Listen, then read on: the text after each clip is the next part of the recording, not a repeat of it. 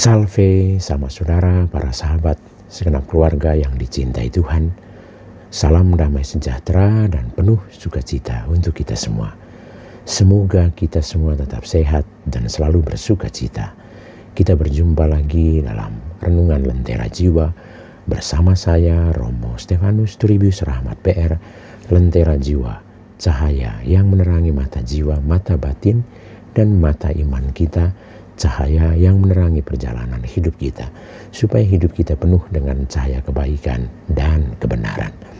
Sama saudara, para sahabat, segenap keluarga yang dicintai Tuhan, dalam renungan Lentera Jiwa pada hari Rabu Abu yang kita rayakan pada hari Rabu 18 Februari 2026, saya mengajak kita semua untuk mendengarkan, merenungkan tentang berpuasa dalam kesunyian hati. Sama saudara, para sahabat, segenap keluarga yang dicintai Tuhan. Hari ini kita mau memulai masa retret agung selama 40 hari dengan penerimaan abu di dahi. Hari Rabu Abu, tanda bahwa kita mau bertobat, kita mau lebih tekun berdoa, berpuasa, berpantang, dan berbela rasa. Sabda Tuhan hari ini berbicara sangat dalam dan sangat pribadi kepada kita. Melalui Nabi Yoel, Tuhan berseru, "Sekarang juga berbarilkah kepadaku dengan segenap hatimu." Seruan itu bukan ditujukan kepada orang lain, melainkan kepada kita masing-masing. Bukan besok, bukan nanti, kalau keadaan sudah tenang, bukan ketika masalah sudah selesai, tapi sekarang dan di sini. Dalam kitab Nabi Yoel, kita mendengar kalimat yang mengguncang hati kita. "Koyakkanlah hatimu dan jangan pakaianmu." Pada zaman itu, orang mengoyakkan pakaian sebagai tanda penyesalan. Tetapi Tuhan berkata, "Aku tidak membutuhkan simbol luar. Aku menginginkan hatimu, bukan penampilan religius, bukan kesan rohani, melainkan pertobatan yang sungguh lahir dari dalam." Betapa relevannya sabda ini bagi hidup kita sekarang. Kita hidup di zaman di mana segala sesuatu mudah dipertontonkan. Kebaikan bisa difoto, doa bisa dipublikasikan, bahkan sedekah bisa diumumkan. Tanpa sadar, kita bisa lebih sibuk membangun citra sebagai orang baik daripada benar-benar menjadi pribadi yang diubahkan. Kita bisa terlihat saleh di luar, tetapi hati kita tetap menyimpan kepahitan, kesombongan, luka yang tidak mau diampuni. Melalui Rasul Paulus dalam surat kepada jemaat di Korintus, 2 Korintus, kita mendengar permohonan yang lembut namun mendesak. "Berilah dirimu didamaikan dengan Allah." Hari inilah hari penyelamatan itu. Perhatikan, Paulus tidak berkata berdamailah, tetapi berilah dirimu didamaikan. Artinya, Allah sudah lebih dahulu bergerak. Allah sudah membuka tangannya. Yang sering menjadi penghalang justru hati kita yang menutup diri. Seringkali kita menunda pertobatan. Kita bisa saja berkata, "Nanti saja kalau sudah lebih mapan. Nanti kalau sudah tidak sibuk. Nanti kalau suasana hati membaik." Tetapi sabda Tuhan berkata, hari ini, karena yang kita miliki sungguh-sungguh hanyalah hari ini. Masa lalu tidak bisa diubah. Masa depan belum tentu kita genggam. Hari ini adalah kesempatan berahmat. Dalam Injil Matius, Yesus berbicara sangat konkret tentang sedekah, doa, dan puasa.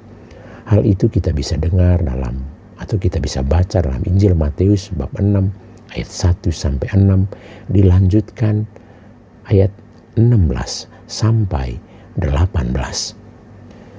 Yesus berbicara sangat konkret tentang sedekah, tentang doa, tentang puasa. Ia tidak menolak ketiganya, tapi justru ia mengajarkannya.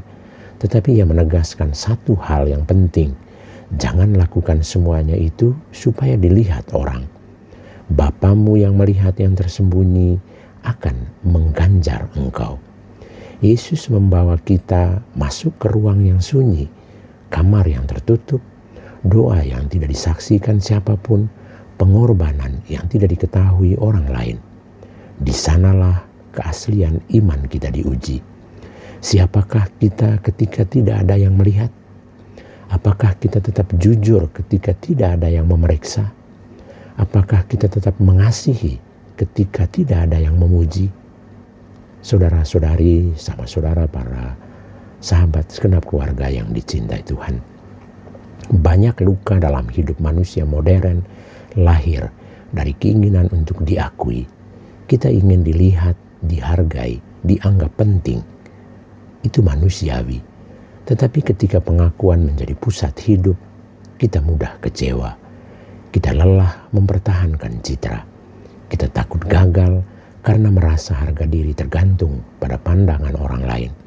Yesus mengajak kita kembali kepada relasi yang paling mendasar, relasi dengan Bapa. Bapa yang melihat yang tersembunyi, Bapa yang tahu perjuangan kita yang tidak pernah kita ceritakan. Bapa yang melihat air mata yang jatuh dalam diam. Bapa yang mengetahui niat terdalam kita bahkan sebelum kita mampu untuk mengungkapkannya. Pertobatan sejati bukan soal wajah muram atau kata-kata religius. Pertobatan adalah keberanian untuk jujur. Jujur mengakui kesalahan, jujur menerima bahwa kita rapuh, jujur bahwa kita membutuhkan Tuhan. Dan ketika hati sungguh dikoyakkan, kita akan menemukan bahwa Allah bukanlah hakim yang kejam, melainkan Bapa yang penuh belas kasih, Bapa yang maha rahim. Sama saudara dan saudari para sahabat segenap keluarga yang dicintai Tuhan. Dalam kehidupan sehari-hari, pertobatan itu bisa sangat konkret.